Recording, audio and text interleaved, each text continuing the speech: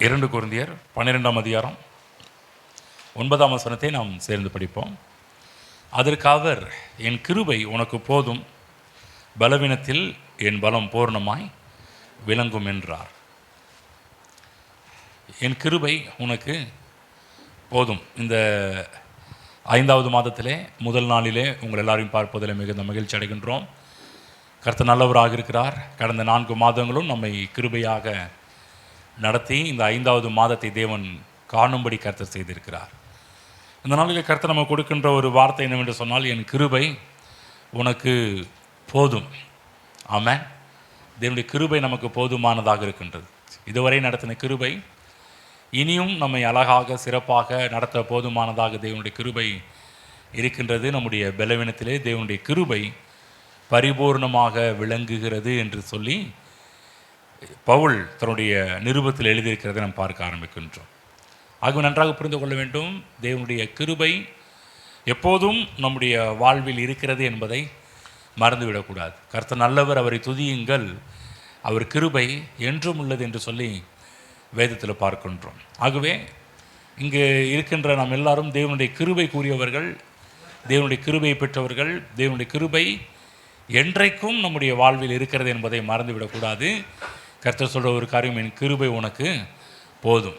உங்களுக்கு எவ்வளவு தேவை, எவ்வளவு உங்களுக்கு நீடு என்பதை நீங்கள் பார்த்தீங்கன்னா ஒரே ஒரு காரியம் சொல்ல முடியும், தேவனுடைய கிருபை உங்களுக்கு அவ்வளவு தேவைகளிலும் உங்களுக்கு போதுமானதாக இருக்கிறது என்பதை புரிந்து கொள்ள வேண்டும்.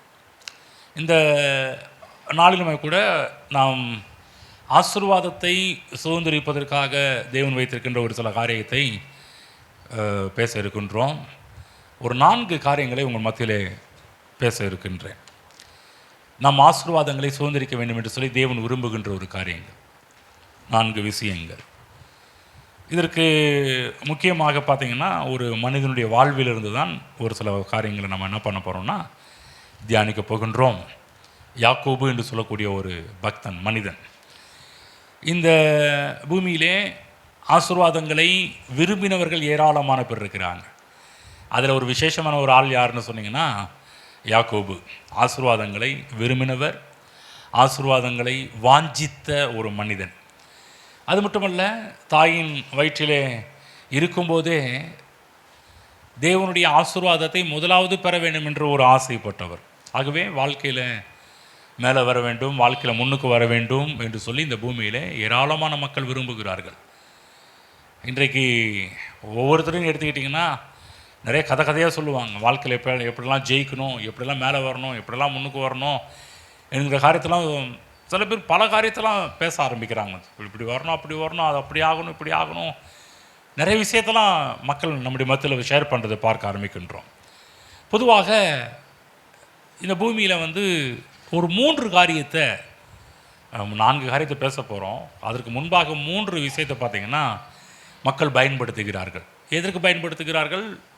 முன்னுக்கு வரணும், மேலே வரணும், முன்னேற்றம் அடைய வேண்டும் என்று சொல்லி பொதுவாக ஒரு 3 விஷயங்கள். அதில் முதல் விஷயம் பார்த்திங்கன்னா, முதலாவது காரியம் தந்திரங்கள் மூலமாக. யோசிச்சு பாருங்கள், தந்திரம். என்ன தந்திரம்? இன்றைக்கு உலகத்தில் எப்படியாவது மேலே வந்துடணும், எப்படியாவது முன்னுக்கு வந்துடணும்னு சொல்லிட்டு என்ன பண்ணுறாங்கன்னா தந்திரங்களை, உபாயங்களை மக்கள் யூஸ் பண்ணுறாங்க. அது மட்டுமல்ல, அநேக மக்கள் ஏமாற்றுவதின் மூலமாக. இன்றைக்கி பாருங்கள், இந்த ஏமாற்றுவதெல்லாம் ஒரு கைவந்த கலையாக இருக்குது. ஏமாறுகிறவர்கள் நிறைய பேர் இருந்தாலும் ஏமாற்றுகிறவர்கள் நிறைய பேர் இருக்கிறாங்க. அப்போ என்ன நினைக்கிறாங்கன்னா, சில பேரை ஏமாற்றிட்டா வாழ்க்கையில் முன்னேற முடியும் என்று நினைத்து கொண்டு இருக்கிறார்கள். அதுதான் உலகத்தில் ஒரு பழமொழி சொல்லுவாங்க இல்லையா, வலியவன் வாழ்வான், வல்லவனுக்கு வல்லவன் வையகத்தில் உண்டு என்றெல்லாம் இந்த பூமியில் சொல்கிற இந்த வாக்கியங்களெல்லாம் பார்க்க ஆரம்பிக்கின்றோம். அநேக மக்கள் பாருங்கள், பல பேருடைய காலை வாரி விட்டால் தான் நல்லா இருக்க முடியும்னு மக்கள் நினச்சிக்கிட்டு இருக்கிறாங்க.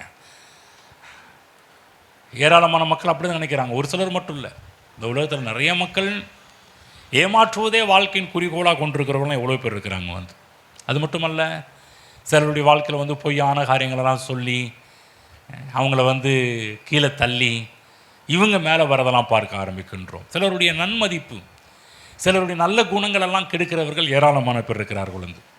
வேதத்தில் கூட யாக்கோபு கூட பார்த்திங்கன்னா ஏசாவின் பசியை ஆற்றுவதற்காக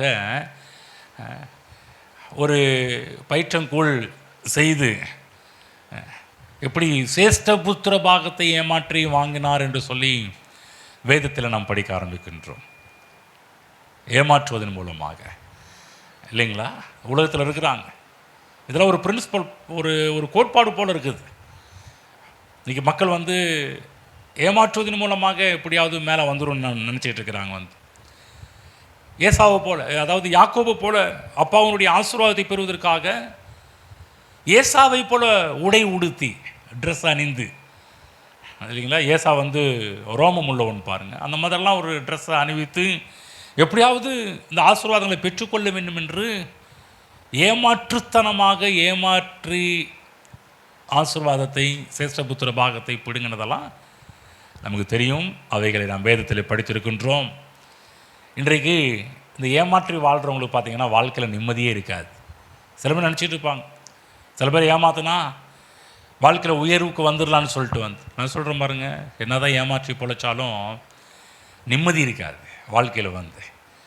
யோசிச்சு பாருங்கள், எப்படா எவன் சுருட்டுவான், எவன் அள்ளிட்டு போவான், எவன் வாரிட்டு போவான், எவன் நம்மளை கீழே தள்ளுவான் என்று தான் பார்த்து கொண்டிருப்போம். யாக்கோபு சேஷ்டபுத்திர பாகத்தை பெற்றாலும் அப்பாவுடைய ஒரு முழுமையான ஒரு ஆசீர்வாதத்தை அவனால் பெற முடியாமலே போயிடுச்சு. அதை அனுபவிக்க முடியாமலே போயிடுச்சு. ஆசீர்வாதத்தை முழுமையாக அனுபவிக்க முடியாமல் அம்மா விட்டு ஓடி போக வேண்டிய நிலைமை வந்துருச்சு, இல்லைங்களா? வேதத்தில் பார்க்க ஆரம்பிக்கின்றோம். அப்போ முதலாவது உலகத்தில் எப்படி முன்னுக்கு வருகிறார்கள், முன்னேறுகிறார்கள் சொன்னால் ஒரு பாசிட்டிவ், ஒரு முற்போக்கான வழிகளை பின்பற்றல. எதை பின்பற்றுகிறார்கள்? பிற்போக்கான வழிகள், நெகட்டிவ் காரியத்தை தான் பின்பற்றுகிறார்கள். ரெண்டாவது ஒரு நெகட்டிவ் காரியம் என்னன்னு சொன்னால் இந்த பொருத்தனை என்று சொல்லக்கூடிய ஒரு காரியங்கள். அதாவது பொருத்தனை நல்ல ஒரு அருமையான ஒரு காரியம்தான். நம்ம அதுக்கு எதிரி கிடையாது. பொருத்தனை நல்ல விஷயங்கள்.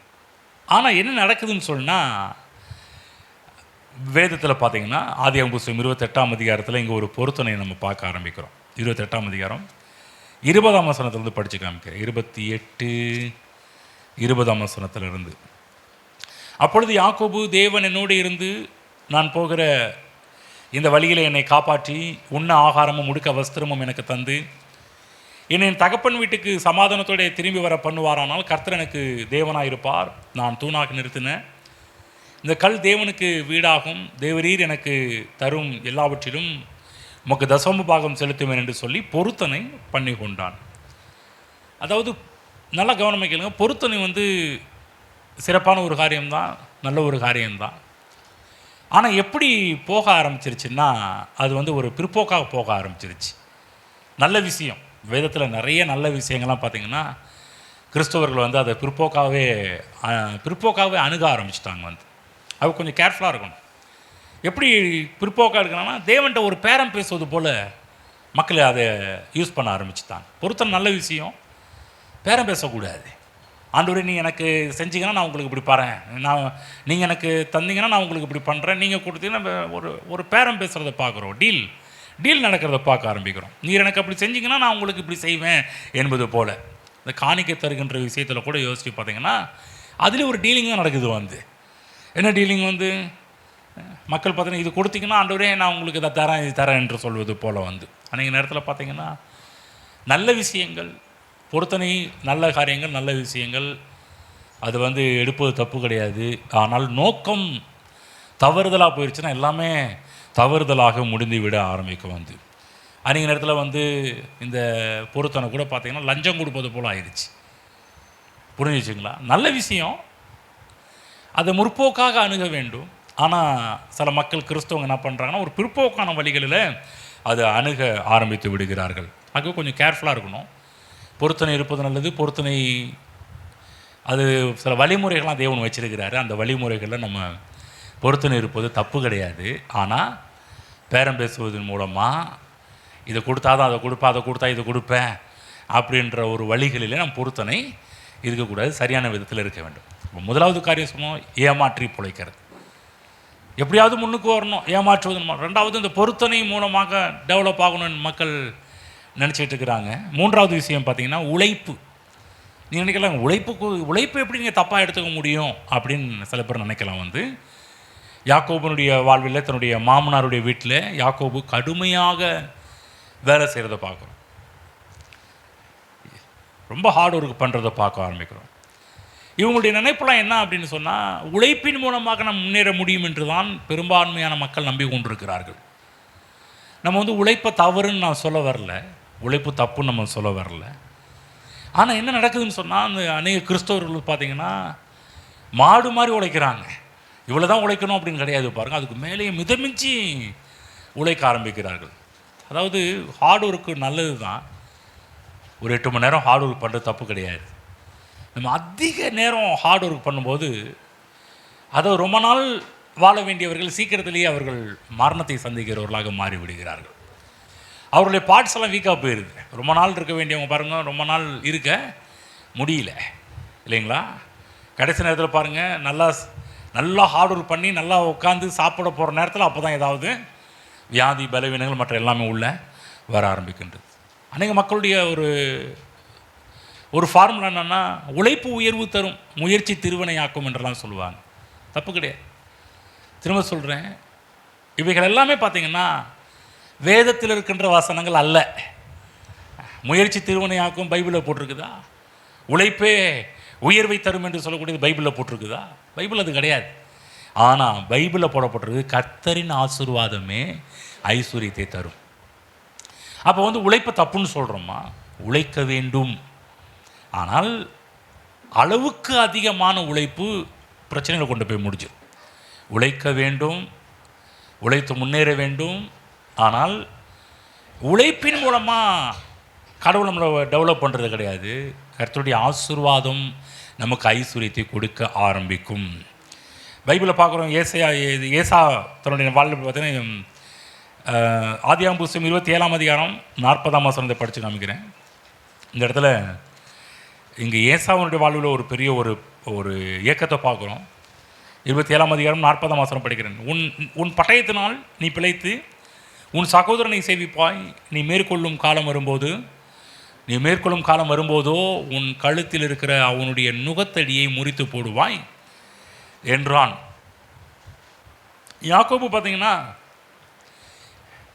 யாக்கோபுடைய வாழ்வில் யாக்கோபு தேவனுடைய ஆசீர்வாதத்தை ஏராளமாக பெற்றவன். ஆனால் ஏசா பார்த்தீங்கன்னா ஆசீர்வாதத்தை விரும்பியும் பெற முடியாமல் போனவன்.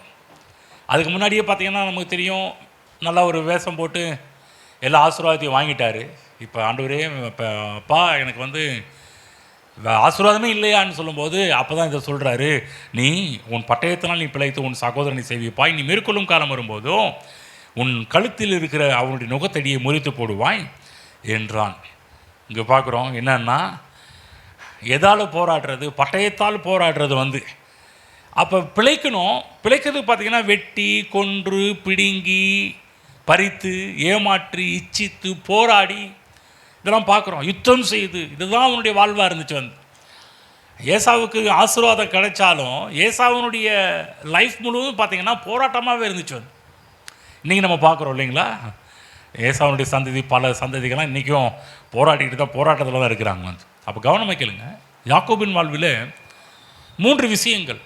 முதலாவது பார்த்திங்கன்னா என்னத்தை நம்ம பார்க்க ஆரம்பிச்சோன்னா தந்திரங்கள், 2வது பொருத்தனை, பேரம் பேசுகிறது, 3வது ஹார்டு, கடின உழைப்பு. நல்லா கவனமாக கேளுங்க. பொதுவாக என்ன மக்கள் நினைக்கிறார்கள் என்று சொன்னால், இந்த 3 விஷயத்தின் மூலமாக தான் மேலே வர முடியும்னு நினச்சிட்டு இருக்கிறாங்க, முன்னேற முடியும் என்று நினைத்து கொண்டிருக்கு. ஆனால் நிறைய பேருடைய வாழ்வில் பார்த்திங்கன்னா மனதில் நிம்மதி இல்லை. அநேக நேரத்தில் இதெல்லாம் ஒரு ஆசீர்வாதம் போல தெரியும். தந்திரத்தால் ஏமாற்றி பிழைக்கிறது, ரொம்ப ஹார்ட் ஒர்க் பண்ணி பிழைக்கிறது, அது மட்டும் இல்லாமல் பொருத்தனை பண்ணி பேரம் பேசி பிழைக்கிறது, இதெல்லாம் இருக்குது பாருங்கள். இதெல்லாம் ஒரு ஆசீர்வாதம் போல இருக்கும், ஆனால் இது ஆசீர்வாதம் இல்லை. கடைசியாக பார்த்தீங்கன்னா இது இவ்வளோ காரியத்தை பெற்றவர் யாக்கோபு பாருங்கள், தந்திரத்தால், பிற்பாடு இப்போ பேரம் பேசுகிறதுனால, 3வது ஹார்டு ஒரு காலம் எவ்வளோ ஆசீர்வாதத்தை பெற்றாலும் கடைசியில் பார்த்திங்கன்னா யாக்கோபு ஆண்டவர்கிட்ட கேட்குற ஒரு காரியம், என்னை ஆசீர்வதித்தால் ஒழிய நான் உங்களை போக விட மாட்டேன் என்று சொல்கிறத பார்க்குறோம். அப்போ நீங்கள் நினைக்கலாம், எங்கள் முன்னாடி வந்து தந்திரத்தால் பொழைச்சாரே, ரெண்டாவது பேரம் பேசி பொழைச்சாரே, ரொம்ப ஹார்ட் ஒர்க் பண்ணிலாம் பொழைச்சாரே, அப்போ அது வந்து ஒரு ஆசீர்வாதம் இல்லையா? இப்போ இங்கே வந்து யாக்கோபு கேட்குற ஒரு கேள்வி என்னென்னா, இவ்வளோ காரியம் நடந்து முடிச்ச பிற்பாடு நீர் என்னை ஆசீர்வதித்தால் ஒழிய நான் உம்மை விடமாட்டேன் என்று சொல்கிறாரே. யோசிச்சு பார்த்தீங்களா? அப்போ வந்து ஆசீர்வாதம்னா என்ன? ஒருவேளை நீ உலகத்தில் நினைக்கிற மாதிரி ஹார்ட் ஒர்க்கு ஆசீர்வாதமா, இல்லை வந்து தந்திரம் ஏமாற்றி பிழைக்கிறது ஒரு ஆசீர்வாதமா, பேரம் பேசி பிழைக்கிறது ஒரு ஆசீர்வாதமா? அதெல்லாம் ஆசீர்வாதம் கிடையாது. ஆசீர்வாதம் என்பது அதற்கு மேற்பட்டது, அதற்கு மேலானது என்பதை புரிந்து கொள்ள வேண்டும். யாக்கோபு எதெல்லாம் தந்திரத்தாலும் பேசுறதுனாலும் ஹார்ட் ஒர்க்குனாலும் சம்பாதிச்சாரோ அது எல்லாமே பார்த்தீங்கன்னா ஆற்றங்கரையிலே விட்டுட்டு தன்னந்தனியாக தேவ சமூகத்தில் இருக்க வேண்டிய ஒரு நிலைமை ஏற்பட்டது. வந்து தனியாக தேவனுடைய பாதத்தில் அமர்ந்த ஒரு மனிதன். ஆக தேவ பிள்ளை நன்றாக ஒரு காரியத்தை புரிந்து கொள்ள வேண்டும். நம்முடைய வாழ்வில் கூட பார்த்தீங்கன்னா நம்ம எதெல்லாம் ஆசீர்வாதம் என்று நினைத்து கொண்டிருக்கிறோமோ அது உண்மையில் ஒரு ஆசீர்வாதம் கிடையவே கிடையாது. அப்போ ஆசீர்வாதம் என்பது என்ன? சில விஷயத்தை நம்ம அறிந்து வைத்திருக்கும் போது அது நம்மை வேறு மாதிரியான ஒரு வாழ்க்கை வாழ வைக்கும்படி நம்மை உந்தி தருகின்றது. முதலாவது ஒரு 4 விஷயத்தை பேச போகிறோம். முதலாவது விஷயம் பார்த்தீங்கன்னா, நீங்கள் ஆசீர்வதிக்கப்பட்டவர்கள் என்கின்ற ஒரு வெளிச்சம் நமக்கு உள்ளாக இருக்க வேண்டும். இந்த எண்ணம் வரணும். நீங்கள் நினைக்கலாம் வந்து அப்போ அது வந்து ஆசீர்வாதம் இந்த காரியத்தை எதுக்கு சொல்கிறீங்கன்னு சொல்லும்போது வேதத்திலேருந்து பார்க்குறோம், நீங்கள் ஆசீர்வதிக்கப்பட்டவர்கள். எல்லாம் சொல்லுங்கள், நான் ஆசீர்வதிக்கப்பட்டவன். வேதத்தில் பார்க்குறோம் 25 ஆதியாகமம் 25ஆம் அதிகாரம் 23ஆம் வசனத்தை படித்து காமிக்க. 25, 23. அதற்கு கர்த்தர் 2 ஜாதிகள் உன் கற்பத்தில் உண்டாயிருக்கிறது, 2 வித ஜனங்கள் உன் வயிற்றிலிருந்து பிரியும், அவர்களில் ஒரு ஜனத்தார் மற்ற ஜனத்தாரை பார்க்கிலும் பலத்திருப்பார்கள், மூத்தவன் இளையவனை சேவிப்பான் என்றார். இங்கு ஒரு பெரிய ஒரு ஆசீர்வாதம், ஒரு பெரிய ஒரு வார்த்தை, தேவனுடைய வார்த்தை வரும் என்றால் தேவனுடைய வார்த்தை என்ன சொல்ல? மூத்தவன் இளையவனை சேவிப்பான் என்பது அவனை குறித்து சொல்லப்பட்ட ஒரு தீர்க்க தரிசனம். கவனமாக கேளுங்க, இது யாக்கோபை பற்றி சொல்லப்பட்ட ஒரு தீர்க்க தரிசனம் அல்ல. மூத்தவன் சின்னவனை சேவிப்பான் என்று சொல்லப்பட்ட ஒரு காரியம். கவனமாக கேட்டிங்களா? ஒரு விஷயம் புரியுது. இந்த விஷயத்தை புரிந்து கொள்ள வேண்டும். என்னன்னா யாக்கோபுன்னு சொல்லலை. ஏன்னா யாக்கோபுன்னு ஒருவேளை சொல்லியிருந்தா இவன் வந்து வேறு மாதிரி வாழ்வை முடிவு செய்திருப்பான் யாக்கோபு வந்து. ஆனால் இந்த இடத்துல பார்த்தீங்கன்னா இங்கு யாக்கோபு ஏற்கனவே ஆசீர்வதிக்கப்பட்டவன், இனிமேல் தான் ஆசீர்வதிக்கப்பட போகிறான்னு கிடையாது. இவன் பிறக்கிறதுக்கு முன்னாடியே அவன் ஆசீர்வதிக்கப்பட்டவன். பிறக்கிறதுக்கு முன்னாடியே அவனை குறித்து சொல்லப்பட்ட ஒரு தீர்க்க தரிசனம் என்ன? மூத்தவன் இளையவனை சேவிப்பான் என்று சொல்லக்கூடிய ஒரு காரியம். பிறந்த பிற்பாடு கிடையாது, பிறக்கிறதுக்கு முன்னாடியே தீர்க்க தரிசனம் வருகின்றது. மூத்தவன் இளையவனை சேவிப்பான் என்று சொல்லக்கூடிய ஒரு காரியம். என்ன அர்த்தம், என்ன விஷயம் என்று சொன்னால், பிறக்கிறதுக்கு முன்பாகவே ஆசீர்வதிக்கப்பட்டவர்கள் நீங்களும் நானும். பிறந்த பிற்பாடு தான் ஆசீர்வதிக்கப்பட போகிறவங்க கிடையாது, பிறக்கிறதுக்கு முன்னாடியே ஆசீர்வதிக்கப்பட்டவர்கள். பைபிளை பார்க்குற உலக தோற்றத்திற்கு முன்பாகவே என்று வேதத்தில் போடப்பட்டிருக்கிறது. அப்போ கிறிஸ்து இயேசுவுக்குள்ளாக நாம் உன்னதங்களில் இருக்கிற சகல ஆசீர்வாதத்தினாலும் ஆசீர்வதிக்கப்பட்டிருக்கிறோம் என்று வேதம் நமக்கு சொல்லுகிறது என்பதை புரிந்து கொள்ள வேண்டும். இப்போ நன்றாக மனதில் பதித்துக் கொள்ளுங்கள், நீங்கள் இனிமேல் தான் ஆசீர்வதிக்கப்பட போகிறீர்கள் என்று கிடையாது. திரும்ப சொல்கிறேன், இனிமேல் தான் கர்த்தர் உங்களை ஆசீர்வதிக்க போவது இல்லை. இனிமேல் தான் உங்களை கர்த்தர் ஆசீர்வதிக்க போகிறாருன்னு கிடையாது. என்னங்க சொல்கிறீங்க? ஆமாம், இனிமேல் தான் ஆசீர்வதிக்க போகிறாருன்னு கிடையாது. நீங்கள் ஏற்கனவே ஆசீர்வதிக்கப்பட்டவர்கள். என்ன சொல்கிறார்? இந்த தீர்க்க தரிசனத்தின் மூலமாக மூத்தவன் இளையவனை சேவிப்பான் என்று சொல்லக்கூடிய ஒரு காரியத்தின் மூலமாக தேவன் நமக்கு என்னத்தை சொல்ல வராரு அப்படின்னு சொன்னால், நீங்கள் பிறக்கிறதுக்கு முன்பாகவே ஆசீர்வதிக்கப்பட்டவர்கள் என்ற வெளிச்சத்தை கொடுக்கிறார். அன்றைக்கு நேரத்தில் பார்த்தீங்கன்னா மக்கள் வந்து இன்றைக்கு நம்ம ஆசீர்வதிக்கப்பட்டதுக்கு தகுதியே இல்லை, இன்னும் சில காரியத்தை செஞ்சால் தான் ஆசீர்வதிக்கப்பட முடியும் என்று நினைத்து கொண்டிருக்கிறார்கள். ஆனால் வேதம் சொல்கின்ற ஒரு காரியம், ரோமர்கள் புத்தகம் 9ஆம் அதிகாரம் 11-12 பிள்ளைகள் இன்னும் பிறவாமலும் நல்வினை தீவினை ஒன்றும் செய்யாமலும் இருக்கையில் தேவனுடைய தெரிந்து கொள்ளுதலின்படி இருக்கின்ற அவருடைய தீர்மானம் கிரியைகளினாலே நிலைநிற்காமல் அழைக்கிறவராலே நிலைநிற்கும்படி மூத்தவன் இளையவனை ஊழியம் செய்வான் என்று அவனுடனே சொல்லப்பட்டது. புரிஞ்சுச்சுங்களா? ரோமர்லேயே பவுல் அழகாக சொல்கிறார் வந்து. அப்போ நல்லா கவனமாக கேட்கணும். என்ன விஷயம்னு சொன்னால், உங்களுடைய ஆசீர்வாதம் என்று சொல்லக்கூடியது உங்களுடைய நல்லது கெட்டது பொறுத்து கிடையாது, உங்களுடைய தெரிந்து கொள்ளுதலை பொறுத்து இருக்கிறது. அப்போ என்ன தெரிந்து கொள்கிறீங்க? நான் ஆசீர்வதிக்கப்பட்டவன் என்பதை தெரிந்து கொள்ள வேண்டும். நீங்கள் ஆசீர்வதிக்கும்படி தேவனால் தெரிந்து கொள்ளப்பட்டவர்கள். நல்லா புரிஞ்சுக்கணும். இனிமேல் தான் நீங்கள் ஆசீர்வதிக்கப்பட போகிறீங்கன்னு கிடையாது, நீங்கள் ஏற்கனவே ஆசீர்வதிக்கப்பட்டவர்கள். உங்களுடைய கிரியைகள் உங்களுடைய ஆசீர்வாதத்தில் எந்த ஒரு மாற்றத்தையும் உண்டு பண்ணுவது கிடையாது. புரிஞ்சுச்சுங்களா? நீங்கள் ஏதாவது செஞ்சாதான் நீங்கள் செய்கிற காரியங்கள் வந்து ஆசீர்வாதத்தில் ஏதோ சில காரியத்தை மாற்றத்தை உண்டு பண்ணும் என்று நினைப்பீர்கள் என்றால் எண்ணங்களை மாற்றிக்கொள்ளுங்கள். நீங்கள் உலக தோற்றத்திற்கு முன்பாகவே கிறிஸ்துவுக்குள் பைபிளில் போடப்பட்டிருக்கு, நம்மை தெரிந்து கொண்டபடியே என்று போடப்பட்டிருக்கு. அப்போ தேவன் நம்மை தெரிந்து கொண்டிருக்கிறார், ஆசீர்வாதத்திற்கென்று தெரிந்து கொண்டிருக்கிறார். ஆசீர்வாதத்திற்கு நம்ம வடிவமைக்கப்பட்டவர்கள். அப்போ நீங்கள் வந்து ஏதாவது செய்து காண்பித்து சாதித்து காண்பித்தாதான் தேவன்கிட்ட ஏதாவது பெற்றுக்கொள்ள முடியும் என்று நீங்கள் நினைப்பீர்கள் என்று சொன்னால் எண்ணங்களை மாற்றிக்கொள்ள வேண்டும்.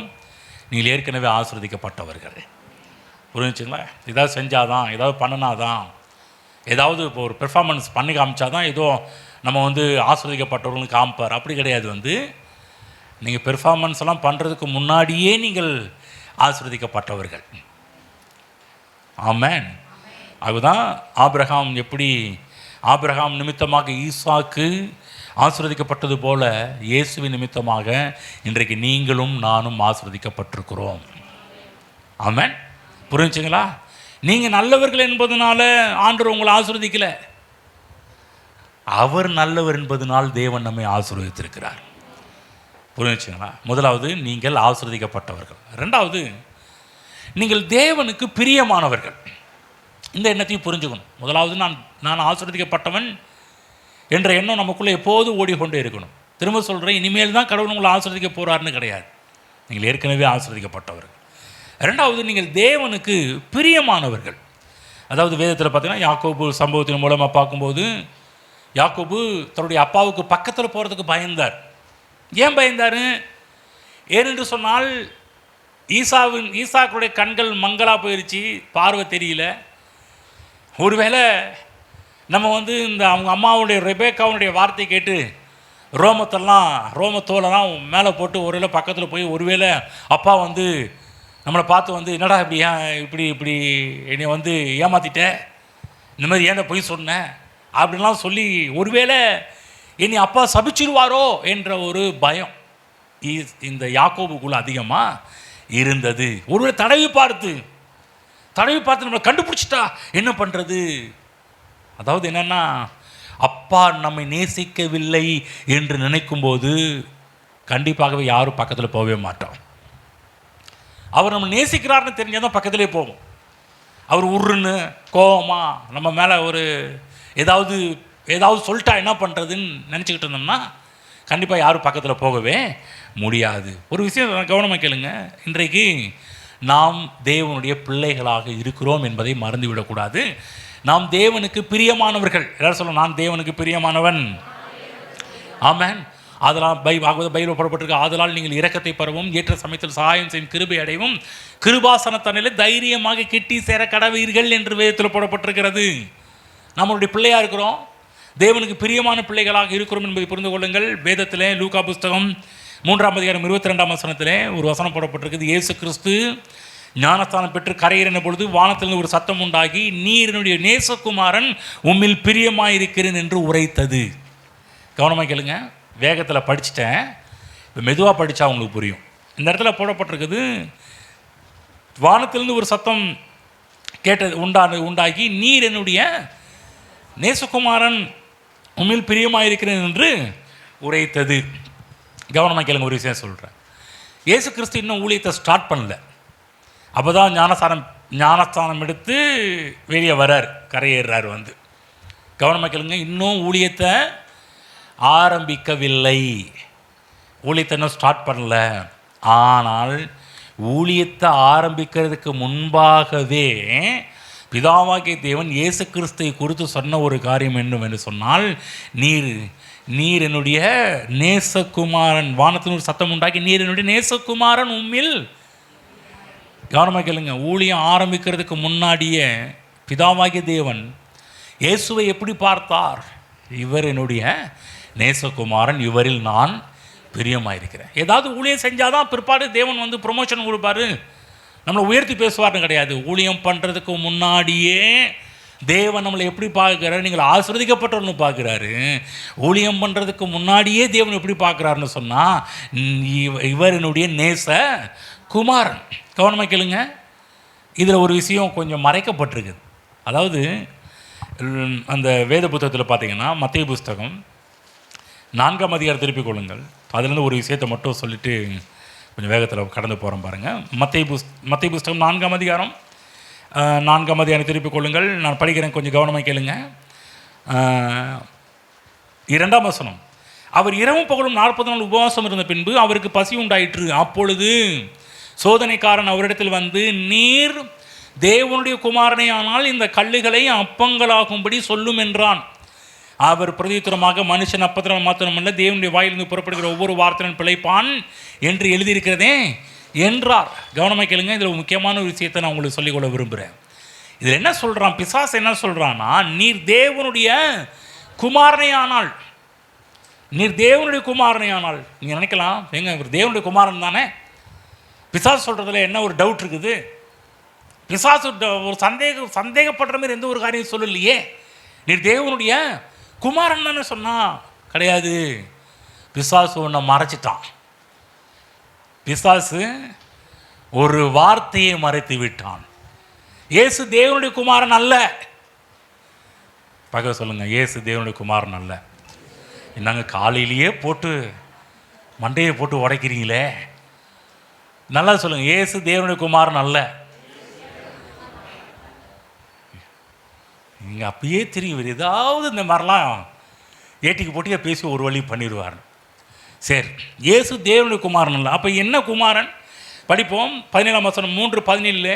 அன்றியும் வானத்திலிருந்து ஒரு சத்தம் உண்டாகி, இவர் என்னுடைய நேசகுமாரன். ஹலோ, தேவனுடைய குமாரனா நேசகுமாரனா?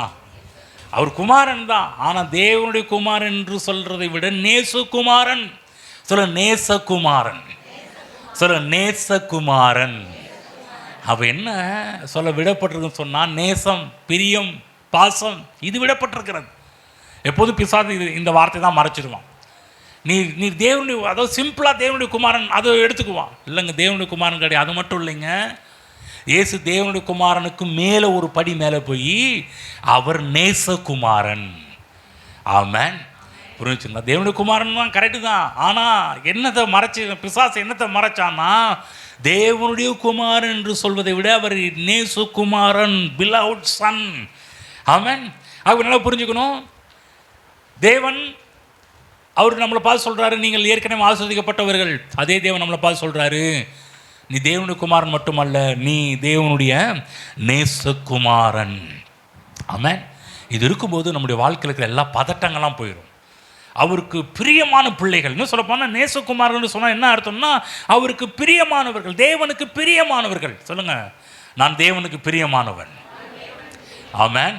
முதலாவது நான் ஆசீர்வதிக்கப்பட்டவன், இரண்டாவது தேவனுக்கு பிரியமானவன், மூன்றாவது நீங்கள் கிருபை பெற்றவர்கள். சொல்லுங்க, நான் கிருபை பெற்றவன். பாருங்க, இப்போ அப்பா வந்து பாருங்க, தடவி பார்ப்பார் என்று சொல்லக்கூடியது உண்மைதான். ஏன்னா எப்படியா இருந்தாலும் பெரிய பிளெஸிங் ஏசாவுக்கு கொடுக்க போகிறாரு. இப்போ ஏசா, அதாவது சீன் பார்த்தீங்கன்னா ஏசா தான். ஆனால் வந்து அங்கே மேக்கப் பண்ணது எல்லாமே பார்த்தீங்கன்னா யாக்கோபு மேக்கப் பண்ணியிருக்கிறார். யாரை போல மேக்கப் பண்ணியிருக்கிறாரு? ஏசாவை போல மேக்கப் பண்ணியிருக்கிறார். வந்து இந்த இடத்துல வந்து தடவி பார்ப்பார் என்பது உண்மைதான். ஆனால் யாக்கோபுடைய தாய் ரெபேக்காள் ஒரு அழகான ஒரு ஏற்பாட்டை செய்திருந்தாள். எப்படி தேவன் நமக்கு ஒரு புதிய ஏற்பாட்டை தேவன் உருவாக்கினார், அதே போல் இங்கே ரெபேக்காள் ஒரு புதிய ஏற்பாட்டை உருவாக்குறாங்க. புதிய ஏற்பாடு என்ன? வஸ்திரத்தை மாட்டுறாங்க. இது அதாவது சொல்கிறாங்க, இது வந்து வாய்ஸ் பார்த்தீங்கன்னா வேற மாதிரி இருக்குதுப்பா ஸ்மெல்லு பார்த்தீங்கன்னா ஏசாவின் ஸ்மெல்லாக இருக்குது, ஆனால் வாய்ஸ் மட்டும் வேறு மாதிரி இருக்குது அப்படின்ற மாதிரிலாம் வந்து. அப்போ என்னென்னா இந்த இடத்துல போடப்பட்டிருக்க ஒரு காரியம், யாக்கோபை ஏசாவின் வஸ்திரம் மூடினது போல நம்மையும் கிறிஸ்து அவருடைய வஸ்திரத்தினால் மூடியிருக்கிறார். ஆமென். ரெபேக்காள் எப்படி யாக்கோபை ஏசாவின் உடையினால் மூடினாலோ அதே போல் கர்த்தராகிய தேவன் நம்மை அவருடைய புதிய வஸ்திரத்தால் மூடியிருக்கின்றார். கொலோசியர் 3:10 போடப்பட்டிருக்கு, தன்னை சிருஷ்டித்தவருடைய சாயலுக்கு ஒப்பாய் பூர்ண அறிவடையும்படிக்கு புதிதாக்கப்பட்ட புதிய மனுஷனை தரித்து கொண்டிருக்கிறீர்களே. ஆமென். சொல்லுங்க, புதிய மனுஷனை தரித்து கொண்டிருக்கிறோம். ஆமென். ஆகவே 2 கொரிந்தியர் 2:15 படிக்கின்றோம், கிறிஸ்துவுக்குள் நாம் தேவனிடத்தில் போகும்போது அவர் எப்படி நம்ம பார்த்துக்கிறார்னா, நாம் வந்து தேவனுக்கு கிறிஸ்துவின் நற்கந்தமாக இருக்கிறோம் என்று போடப்பட்டிருக்கு. நற்கந்தம், வாசனை வீசுகிறவர்கள். ஆமென். ட்ரெஸ்ஸு இந்த ஏசாவுடைய ட்ரெஸ்ஸுடைய வாசனை. அதுதான் பவுல் சொல்கிறாரு, நாங்கள் தேவனுக்கு கிறிஸ்துவின் நற்கந்தங்களாக இருக்கிறோம். ஆகவே தேவ பிள்ளைகளே, உங்கள் மேல் இருக்கின்ற நாற்றம் கிடையாது, வாசனை வீசுகிறது. ஏசாவின் வாசனை வீசுகிறது. ஆமென். ட்ரெஸ்ஸு அது யாக்கோபு, ஆனால் ட்ரெஸ்ஸு பார்த்தீங்கன்னா யாக்கோபுடைய ட்ரெஸ்ஸு, யாக்கோபுடைய அந்த தோல் உடைகளை எடுத்து போட்டிருக்கிறான். இப்போ பார்த்தீங்கன்னா இந்த ட்ரெஸ்ஸிலேருந்து வாசனை வீசுகிறது. தேவன் நமக்காக செய்திருக்கிற புதிய ஏற்பாட்டை புரிந்து கொள்ளும்போது தேவனுடைய நன்மைகள் ஏராளம் நம்முடைய வாழ்வில் உண்டாக ஆரம்பிக்கின்றது. புரிஞ்சுங்களா? ஒரு டைம் பார்த்தீங்கன்னா திரளான ஜனங்கள் இயேசுவினுடைய வசனத்தை கேட்கும்படி நெருங்கி வந்தார்கள் என்று வேதத்தில் போடப்பட்டிருக்கிறது. வந்து மோசேயினுடைய பிரமாணம் இந்த பாவியான பெண்ணுக்கு பட்டம் வேறு மாதிரி கொடுக்க ஆரம்பிச்சிச்சு. வந்து மோசேயின் பிரமாணம் விபச்சாரியை கொல்ல ஆரம்பிச்சிச்சு. வந்து ஆனால் இயேசுவோ விபச்சாரியை கொல்லல, அந்த பெண்ணுக்குள் இருந்த விபச்சாரத்தை கொன்று போட்டார். மனுஷனை கொல்லல. நியாயப்பிரமாணமே மனுஷனை கொல்றது தான் நியாயப்பிரமாணம். பலகாரியத்தை கொண்டு வர ஆரம்பித்தாங்க. தேவன் இயேசு மனிதனை கொல்லவில்லை, ஆனால் அவளுக்குள்ளாக இருக்கின்ற தீமையை, தீங்கை, பாவத்தை இயேசு கிறிஸ்து கொல்ல ஆரம்பித்தார். ஆமென். அதுதான் தேவ பிள்ளைகள், இன்றைக்கு நம்ம பார்த்தீங்கன்னா அக்கிரமம் செய்ததுனால நம்ம வந்து பாக்கியவான்கள் என்றல்ல, பைபிளில் போடப்பட்டிருக்க நம்முடைய அக்கிரமத்தை அவர் எண்ணாதிருந்ததினாலே நாம் பாக்கியவான்கள் என்று வேதத்தில் படிக்க ஆரம்பிக்கின்றோம். ஆமென். புரிஞ்சுங்களா? நம்முடைய அக்கிரமத்தை அவர் எண்ணலை. ஏனென்று சொன்னால் நமக்கு புதிய ட்ரெஸ்ஸு, புதிய உடையை நமக்கு கிறிஸ்து இயேசுவின் மூலமாக தேவன் நமக்கு கொடுத்திருக்கிறார். எப்படி ரெபேக்காள் யாக்கோபுக்கு ஒரு புதிய ட்ரெஸ்ஸை உடுத்தி இவர் தான் ஏசான்ற மாதிரி காமிச்சாங்களோ, அதே போல் தேவனாகிய இயேசுவும் நமக்கு நீதியின் வஸ்திரத்தை தரிப்பித்து நீதியின் உடையை நமக்கு அணிந்து நம்மை வந்து கிருபை பெற்றவர்களாக தேவன் நம்மை மாற்றியிருக்கிறார். சொல்லுங்கள், ஆசீர்வதிக்கப்பட்டவர்கள், கிருபை பெற்றவர்கள், தேவனுக்கு பிரியமானவர்கள். ஆமென். 4வது காரியம், நீங்கள் புது சிருஷ்டி. புது சிருஷ்டி. 4வது விஷயம், புது சிருஷ்டி.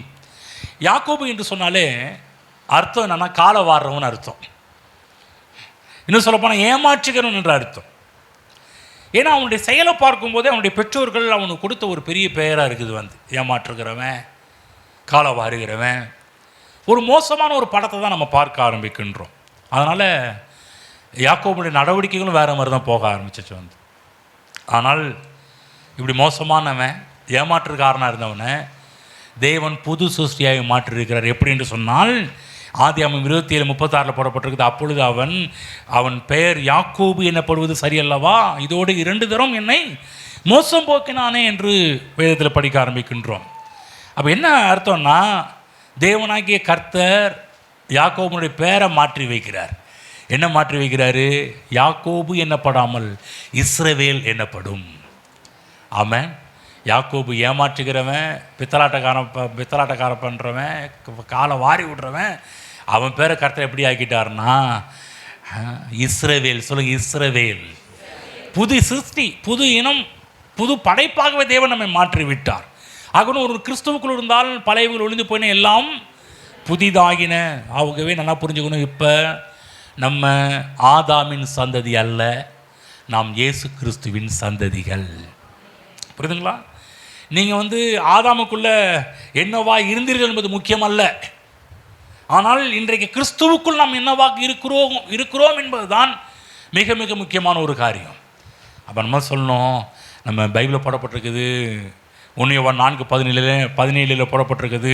ஏனென்றால் அவர் இருக்கிற பிரகாரமாகவே நாம் இந்த உலகத்தில் இருக்கிறோம் என்று போடப்பட்டிருக்கிறது.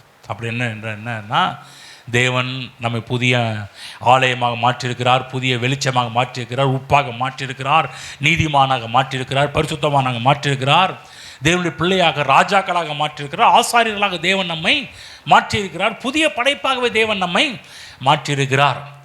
ஆகவே இப்போ யாக்கோபு காரியத்தை பார்க்கும்போதெல்லாம் 4 விஷயம் ஞாபகத்துக்கு வரணும். முன்னாடி 3 விஷயத்தின் மூலமாக ஏமாற்றி பித்தலாட்டம் பண்ணி